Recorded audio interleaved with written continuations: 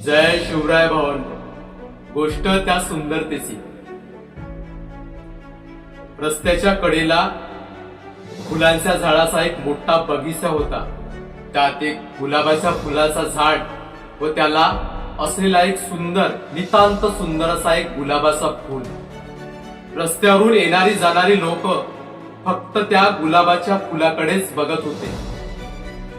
एके दिवशी खूप सुसाट्याचा वादळ वारा आला आणि त्या वादळ वाऱ्यामध्ये तो गुलाबाचा फूल कोसळून जमिनीवर पडला।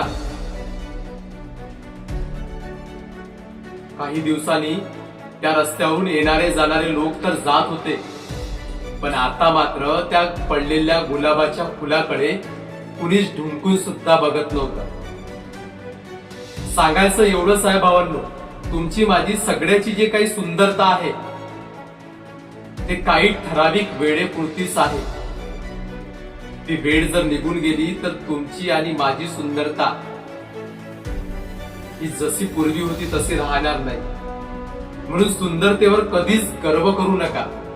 तुमच्या बाह्य सौंदर्यापेक्षा तुमचे आंतरिक सौंदर्य हे कधीही चांगलं। जय शिवराय।